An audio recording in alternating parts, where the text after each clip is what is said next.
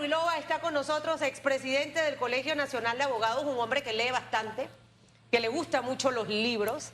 Ya ahora está Heatwave, ¿no? Y usted está allí, y eso es la solución más rica y fabulosa. Así uno no presta libros y los libros no se pierden.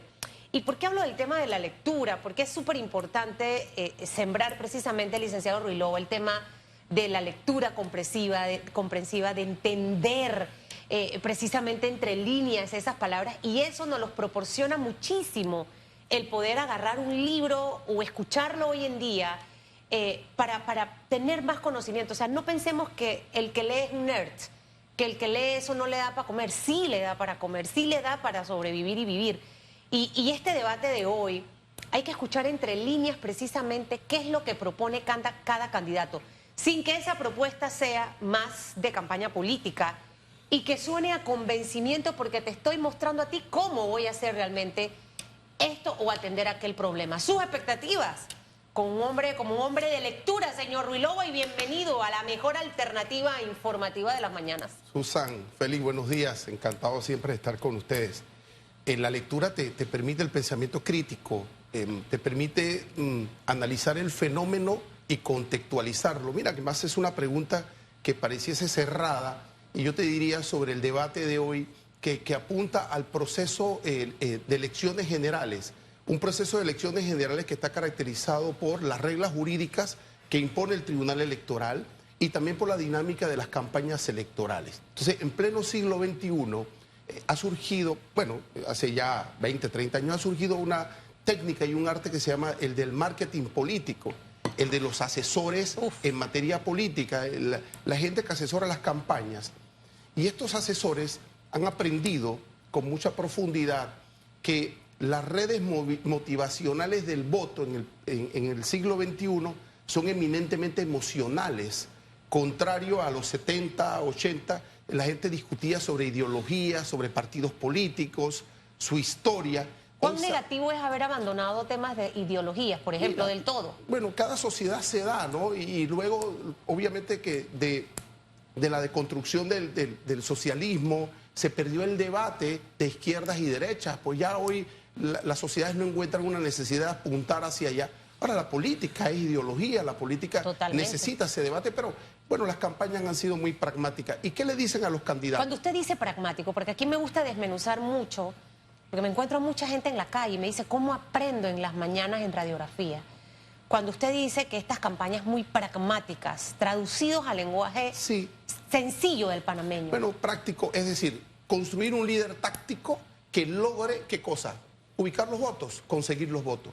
Líderes para conseguir votos. El panameño aprendió a identificar, quieren jugar con mis emociones y hacer que yo sienta o lástima, o que me lo voy a poner joven o me lo voy a poner guapo porque eso va a llevarme el voto, o si lo veo molesto también. O sea, el panameño ha aprendido a descifrar, porque si bien es cierto el marketing político, que a mí me encanta y me fascina el marketing, pero también el elector tiene que aprender a cómo chifiar ese marketing político y no dejarse envolver de unas campañas que yo he visto y de cosas que inundan las redes sociales, con abrazos, besitos, caminatas, que esto, que hablo así, ¿sabe, no? Y al final eso es tan efímero que no te permite garantizar que vas a tener un buen líder. El proceso político de la búsqueda del poder tiene roles, es un teatro. Desde la oferta política, desde el marketing político, es construir líderes tácticos. Usted consiga votos, usted dé besitos, usted sea carismático. Van generando una especie de marca, de imagen en el candidato con su mensaje. Esa es la labor del marketing político, de los asesores y del candidato en la campaña, porque hay que buscar los votos para ganar. Pero entonces la responsabilidad y el rol del elector, ¿cuál es? Bueno, abusarse, estar al pendiente para no dejarse cosificar y que quede preso de esta sola regla. Bueno, sobre la expectativa del debate, entonces, entendiendo que hay esos roles, entonces usted dice, ¿qué esperar de allí? Yo siento que las elecciones per se no determinan las políticas públicas. Las elecciones no resuelven problemas. Lo que hacen las elecciones es que dicen quiénes los van a resolver. Entonces, ¿qué hace usted? Usted debe estar pendiente de las ejecutorias de ese candidato del equipo que lo acompaña, de las experiencias de ese candidato o de esos grupos, porque ya los problemas los sabemos, los diagnósticos los tenemos. Entonces, si este proceso per se no resuelve problemas, usted no puede resolver en este proceso el tema del seguro social. Usted tiene que saber, mira, esta persona, bueno, no es economista, pero está rodeado de un equipo de economistas, está rodeado de un equipo de gente que tiene el perfil, vaya, mejor perfil para resolver este u otro problema. Lo extraño, y concluyo con esto, por eso que no tengo ninguna expectativa del debate, es que en ningún debate, el anterior o este o el que viene, se habla de institucionalidad democrática. Usted no puede resolver problemas si no resuelve la casa. Si usted tuviera una fábrica en lo privado, usted dice, ¿con qué tecnología yo cuento para este proceso de producir algo? Sí. Bueno, nosotros queremos resolver los problemas políticos y sociales del país y económicos sin resolver la fábrica, la casa. Las respuestas en el debate, ahora que usted habla de eso, porque es que cada candidato ha sido preparado, cada candidato ha tenido su estratega de marketing político, sus asesores. Y cuando usted lo ve, y que probablemente quizás una persona como yo tiene una lectura distinta del debate, porque estoy viendo, está contestando algo que le armaron y le prepararon, sin que tenga fundamento en cómo lo voy a resolver. Por poner un ejemplo, y sin atacar ninguna campaña, voy a generar 500.000 empleos. Esa frase atrapa, conecta, wow, 500.000 empleos. Pero ¿cómo lo vas a hacer si mi tasa de desempleo es de 250 y pico mil? Ah, no, es que, y te cuestiono, ¿cómo lo va a hacer si es esto? Pero al final, no, es que hay mucha informalidad, pero el hecho de ser informales no te quiere decir que es que la persona no tiene trabajo, es que, porque ¿qué es ser informal? Y ahí es donde nos falta un poco de educación al panameño. Yo puedo ser informal aunque tenga un negocio con 4 personas. Para poder pasar de informal debes tener arriba de 10. Entonces, ¿cuántas fondas aquí hay que pagan seguro social? Esa persona tiene un trabajo. Mire, no se deje enredar por palabras como estas, pero probablemente eso, usted dice, ¿y cómo aprendo eso? Escuchando precisamente entrevistas como esta, porque los políticos son expertos y sagaces. Claro, ahora, pero eso es normal que venga de allá, o sea, insisto, líderes tácticos, campañas tácticas para eso. Van a pero contestar. no es normal en el elector. Lo que pasa es que el elector entonces tiene que exigir, fíjate, no puede ser que alguien construya 3 o 4 debates y no se hable de institucionalidad democrática en esos debates. O sea, Susan, eso no da rating, entonces dicen. Claro, bueno, pero es que entonces ese cómo, yo le puedo decir a usted cómo, pero no es real, no es posible ni cierto, porque el aparato, la fábrica no va a permitir una solución real a ese problema, aunque usted diga cómo lo va a hacer. En el primer debate presidencial hubo escasez de propuestas porque lo que se registró fue un enfrentamiento entre los candidatos presidenciales, pero en este segundo debate, donde los jóvenes tendrán participación y le preguntarán de forma directa a los aspirantes a la silla presidencial, se hablará de institucionalidad. Ellos tendrán la oportunidad de presentar sus propuestas. Y hay otro tema que también es importante y que fue incluido en el segundo debate presidencial, que es corrupción. Y cuando vemos los índices de corrupción, Panamá siempre aparece entre los países con una percepción de corrupción enorme y no logramos un avance en comparación a otros gobiernos. ¿Usted qué espera en materia de corrupción? Mira, es que hablamos de corrupción e insisto, ¿cómo atacamos la corrupción si ni siquiera tenemos una ciudad judicial que concentren las instituciones que tienen que ver con la persecución de este flagelo? ¿Cómo hablamos de corrupción si no atendemos el perfil cultural y social de este fenómeno? Esto no es un tema solo en el orden político, esto no solamente es en el orden público, y la corrupción privada y el sector privado, que se ha coludido históricamente un grupo para corromperse con el sector público. ¿Qué pasa con esto? ¿Qué pasa con la institucionalidad en materia de justicia? ¿Por qué hoy en siglo XXI nosotros no tenemos al menos una ciudad judicial que fortalezca al Ministerio Público, sus instituciones, la gente que persigue esos delitos? ¿Cómo hablamos de corrupción si no tenemos una estructura en la administración pública que achique los procesos y evite coimas? Funcionarios que estén a la espera por la burocracia, a la espera de coimas. Entonces, nosotros podemos ¿Usted espera escuchar eso hoy en el debate, por ejemplo? No, porque cuando se me dice que hablamos de institucionalidad, es hablar de institucionalidad, que es que es el género, Claro. y luego entonces las especies, que es el tema del ataque a la corrupción, que es el tema de achicar la burocracia administrativa, que bueno, todo eso... La carrera también administrativa, fortalecerla, Claro. pero en corrupción entra todo eso. Por eso es que al final piensa usted, mi estimado Ruilova, que el debate o los debates marcan una referencia para el elector, para toma de decisiones. O sea, escuchando sus planteamientos, que me gustaría a mí un debate tipo el de los Estados Unidos, que usted escucha parte de lo que usted está diciendo. Los que han visto debates de los candidatos en Estados Unidos son debates mucho más profundos. Probablemente ahí el rating no importa, ni el formato. Lo que necesito es propuestas, ¿no? Porque claro, porque cuando usted revisa, por lo menos allá, usted tiene un partido republicano que ya tiene una ejecutoria política en materia tributaria, en materia de inversiones. Usted escucha al Partido Demócrata que tiene unas posturas, pero mire, aquí yo escucho gente en los partidos políticos hoy diciéndonos cómo va a resolver los problemas y guardaron silencio por 5 años.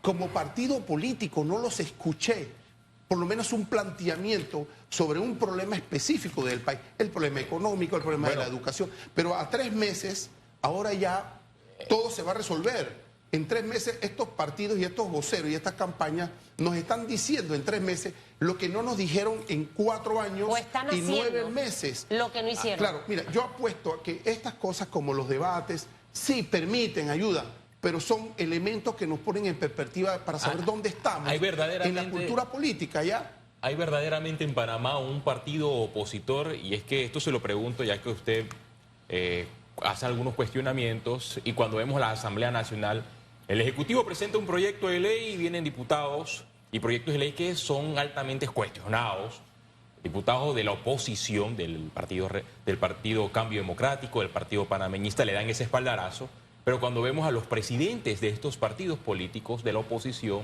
cuestionan el proyecto de ley, pero sus diputados paralelamente en la Asamblea hacen todo lo contrario. ¿Existe en Panamá una oposición verdadera?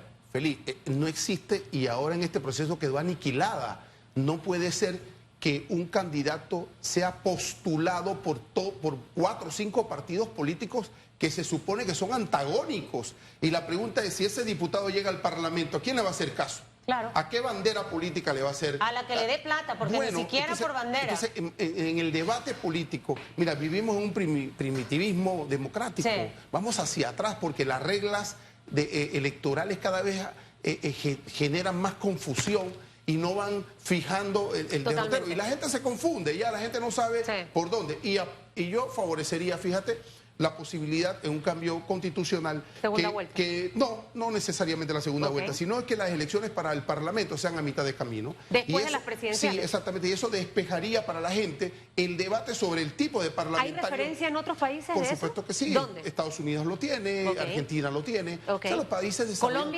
¿Colombia? No sé si Colombia, pero sé que Estados Unidos lo tiene. Colombia tiene elecciones separadas a las presidenciales, de hecho, para otros cargos de elección popular, y es un hermano país aquí cercano. Argentina lo tiene. Mira, para diputados usan y para los gobiernos locales. Entonces, ¿usted qué le dice al electorado? Ahora vamos a hablar del Parlamento y vamos a hablar de los gobiernos locales. Bueno, vamos a escuchar al perfil de estos candidatos y el debate que necesitamos nuevos o que no. No, es que usted tiene, qué representa, cuál es su concepto y cuál es su idea política. Ahí quizás se mata el clientelismo político. Ojalá, pues. No, pues puede ser, porque va a tener que ser una campaña full propuesta. Claro. Ahora le pregunto algo por el tema de los debates, que hay muchas opiniones en contra y a favor.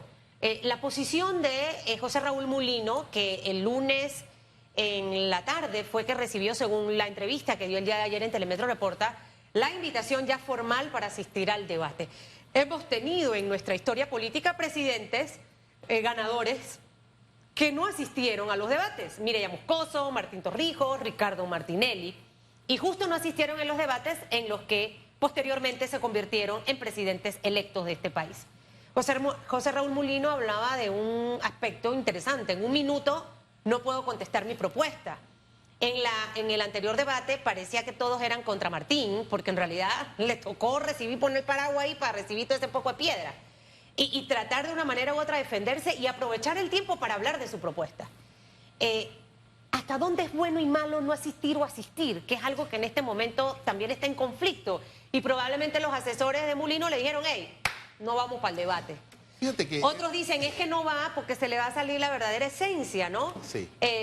Su opinión. Mira, esto es para don Félix, que va a entrar en el mundo jurídico. Félix, mira que en el Código Civil hay una norma que permite mecanismo de interpretación de la ley, ¿no? Y le dice, mira, la literalidad de la ley, pero también usted puede ir a examinar la historia fidedigna de cómo esa ley fue creada, ¿no? Usted revisa la historia de la ley y usted dice, mira, como esto se generó en este debate, usted la interpreta de esta forma. Bueno, acá yo interpreto lo siguiente. Un candidato, el señor Mulino, le dice al país que él estaba en retirada, él se iba para la casa, ¿ya? Él se iba para la casa, ayer él se iba para la casa y recibió una llamada del señor Ricardo Martinelli y le propuso la vicepresidencia. Luego, entonces, pasan 1 o 2 meses y ya él hoy es candidato a la presidencia de la República. La historia fidedigna de ese proceso político me dice a mí qué cosa, que el señor Mulino no está preparado para un debate, para enfrentar las cuestiones de fondo sobre los problemas del país. Es que no está, y no es por algo malo, porque no puede estarlo. Porque Claro. si ayer estaba en retirada, ¿cómo tú construyes desde tu óptica, no la del Martinelli, Estaría en desventaja. la de él? No sé, pero él optó por esto y él sabe que esas son las reglas del juego. ¿Es malo o bueno para el elector? No, es que el elector tiene que examinar ese fenómeno. Hacer ese tema de la fidelidad del tema de lo que dice la norma y tratar de entenderlo. Es decir, hoy seguro que él no va, desde mi lectura, me puedo equivocar, esa es mi hipótesis, él no está preparado para enfrentar un debate sobre el fondo de los problemas. No lo está, no lo ha estudiado, no tiene proyecto político, porque él no puede endosar el de Martinelli, él debe tener su Claro. propio pensamiento. Claro. Martinelli le generará votos, pero nosotros ya Martinelli no está en la campaña, aunque ayer vi algo de espanto. En una caravana tenían la silueta del señor Martinelli, Bueno, pero ya ese tema está definido. no, así pero que- hablo del proceso político. ¿ya? Claro, Entonces, pero bueno, ese es un elemento que va en paralelo, pero al final el que tiene valor es la decisión de la Corte Suprema de Justicia y de lo que ha sí. pasado, ¿no? Ahora, entonces, sí, Pero todo eso que usted habla, coincido 100% con usted en el espanto, y mi espanto es que el elector está muy confundido. El elector, mire, si yo estuviera en un partido político, mi estrategia sería, deja de atacar. O sea, el tema aquí de victimizar a figuras, ¿por qué ganó Juan Carlos Varela? Hagamos el ejercicio de pensar toda la campaña que hubo en su contra, muchos meses antes del proceso de elección, y ubiquemos las encuestas, estaba de último. sí, pero se Entonces, cometieron errores de obviamente, las campañas, pero ¿no? se victimizó demasiado al señor Juan Carlos Varela. O sea, yo recuerdo gente que decía, voy a votar por él porque pobrecito, mírale todo lo que le han hecho. Entonces, nosotros no podemos estar en esos episodios mientras un país no madure, obviamente, ante esos temas. Lo que tenemos que ver es que tenemos 8 candidatos, Bueno, los 8 candidatos que son, y que al final, en esas 8 personas está el poder de decisión mío. Y la no comparecencia de Mulino es un consejo táctico. Claro. No vayas, desde mi lectura, no estás preparado para enfrentar este debate en el fondo sobre las propuestas. Sí. Él debe construir frente a su partido y a su gente un proyecto político Pero real. creo que no va a asistir a ningún debate. Bueno, por le lo han que preguntado, traté de le han preguntado sobre el problema del seguro social y él habló de las condiciones políticas para hacerlo, pero no habló técnicamente de cómo lo va a hacer. Bueno, yo puedo Bueno, pero comprender. muchos candidatos técnicamente tampoco lo han dicho, señor Ruilova. Me preguntas por él y yo contesto sobre Claro, la pero, base de él, ¿no? Ojo, y esta parte es importante. El tema de las respuestas técnicas debieran estar en todos. Claro. Un Melitón Arrocha tuvo una participación en el debate que marcó una diferencia en su las campaña. preguntas que hizo, fíjate, Claro. no las respuestas necesarias. Como hizo las preguntas, me pareció que marcó una retórica distinta. Ahora le ¿Cómo dicen él? el maestro de los debates. Bueno, vamos a ver en el segundo, ¿no? También, ya que usted habló, por ejemplo, de Martinelli, ya todos sabemos que Martinelli, su candidatura fue inhabilitada, queda José Raúl Mulino.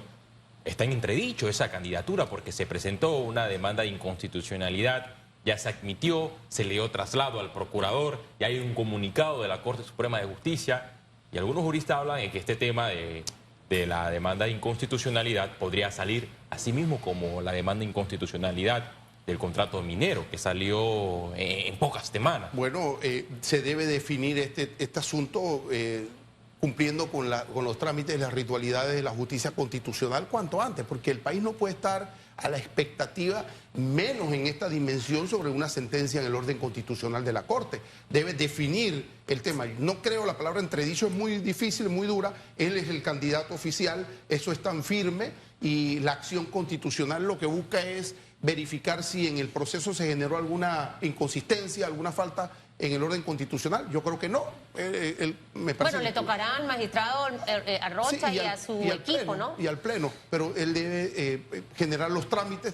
Los trámites, por más rápido que sean, no son antes de 60 días. No son antes de 60 días. ¿Pero eso obstaculizaría o impediría el avance de la campaña del señor Mulino? Para nada. Él está en fijo, él es el candidato por esa fórmula. Desde su posición como abogado, por lo que lo estoy escuchando, ¿estará o no estará la foto del señor José Raúl Mulino, el 5M? Sí estará en la foto, ¿cómo no? Sí estará en la foto. Sí, ahí no hubo, ahí se tiene que suplir. Me quedo con algo, porque no me quiero centrar nomás en Mulino y Martinelli, a Rocha. En el primero le fue bien, usted dice que veremos en el segundo. ¿Usted qué cree que veremos en el segundo? Bueno, a mí, no voy a decir los que me gustaron, fueron pocos, en realidad creo que 2, y otro más a la mitad, 2,5. Del manejo del debate. ¿Cree usted que aprendieron los candidatos y que en este segundo debate, aunque hemos visto campañas que se han enfatizado en el tema del ataque hacia la otra figura? Claro. ¿Eso es bueno o es malo? El panameño está cansado de esa peleadera. Yo a veces lo pongo en la analogía del hogar. El marido llega y la mujer, taca, ¿qué hace el marido? Se va a limpiar el patio, a tomarse una cerveza, a ver los amigos, a jugar, lo que sea, a boxear. No. Sí. Y al revés, pasa lo mismo. Si la mujer llega y el marido... Entonces, ¿eso hasta cuándo puede ser aceptable, manejable? Y si aprendieron los candidatos para este segundo debate. Luego del debate, del primer debate, seguro que los asesores políticos se sentaron a analizar el resultado del debate con su candidato y su campaña, ¿no? Tuvieron que haber evaluado el impacto positivo o negativo de la fórmula y el asesoramiento, es decir, golpea, evade, no sé, bueno, hoy si se hizo la tarea, y se midió lo que se puede medir en este tipo de elementos, creo que debe existir alguna variación. Es decir, que el golpea y evade, eso me sonó como a verlo usted boxeando.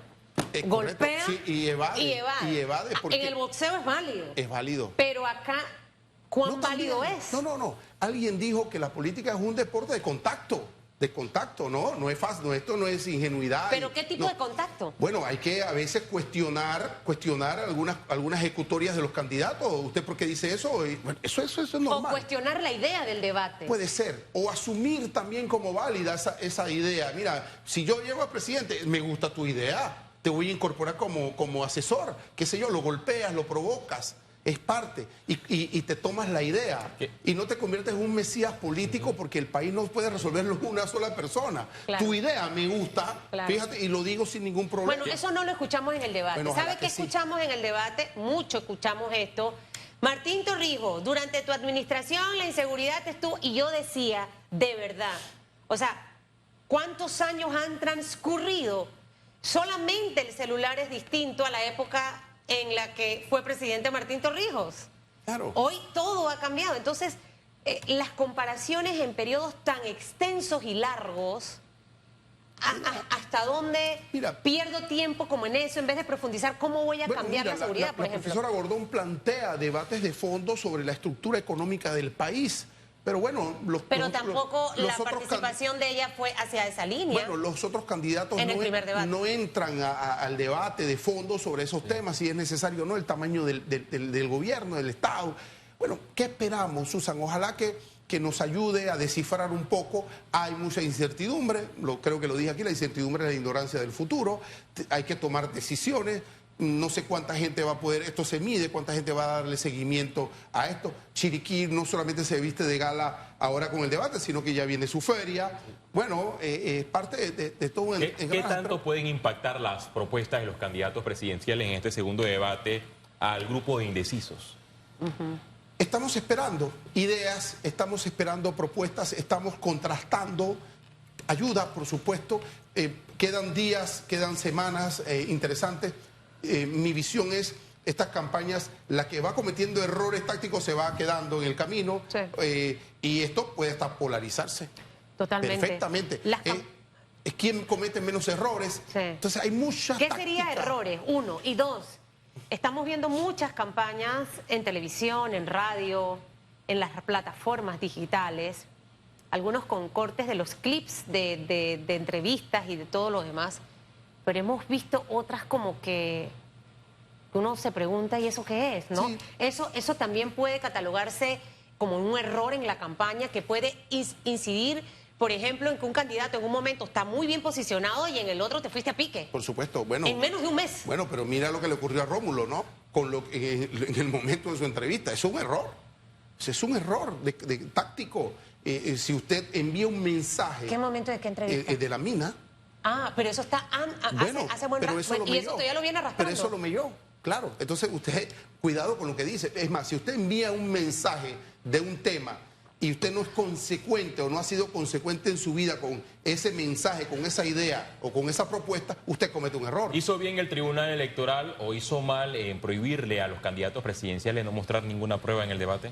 Bueno, yo pienso que el tribunal debe de generar la libertad para que cada cual genere su identidad. Nosotros tenemos que empezar a conocerlo. Yo traje un papelito porque yo anoté cosas, pero si Susan me dice a mí, oiga, señor Villano con B alta, usted no puede traer papeles aquí, entonces me limita mi derecho constitucional de tener algo. Entonces hay que dejar que la gente fluya, se muestre tal como es. Si con ciertos controles, ¿no? Con ciertos controles. Pero usted, si necesita una ayuda... Ahora, es un debate, un tribunal donde yo tengo que llevar pruebas. O sea, enfoquémonos en el tema real de lo que es el debate. Porque si no, al final ese debate se va a convertir... Es que cuando porque usted estuvo... No, mira, que aquí... ¿Y dónde quedan entonces las propuestas en un periodo de corto tiempo?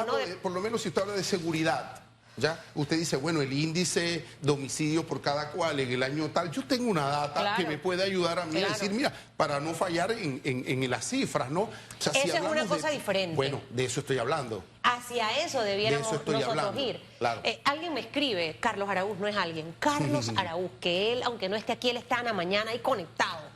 Costa Rica, por la iniciativa de la que habló hace un momento, que me quedo con eso, ojalá que alguno de los candidatos a presidente y por qué no de los propios diputados impulsen el tema.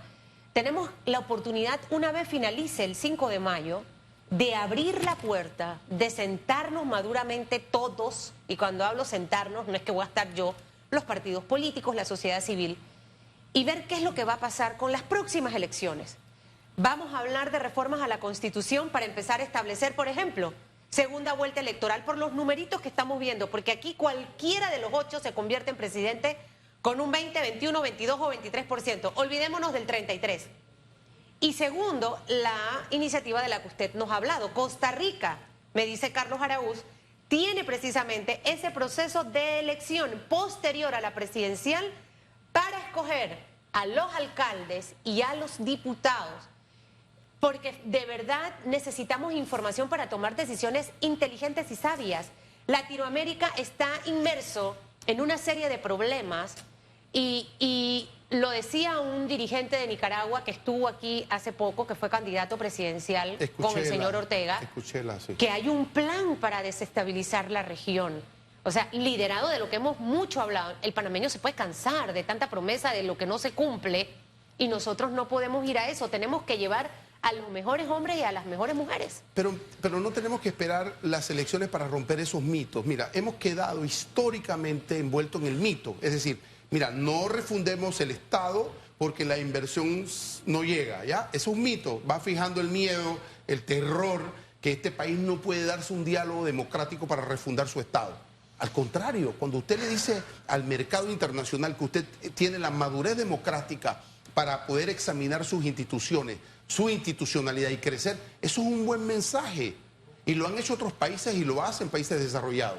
No tenemos que esperar que culmine este proceso, tenemos que exigir debates sobre institucionalidad, sobre esas alternativas posibles y viables. No, a lo mejor puede ser o no. Mira, ¿qué nos dicen? Es que eso cuesta mucha plata. Que no podemos hacer otra elección a mitad de camino porque eso cuesta mucha plata. ¿Y en qué nos gastamos la plata, pues? ¿Nos la gastamos en qué? Entonces, ¿cuándo entramos en este debate? ¿Cuándo es justo entrar en este debate? Hoy.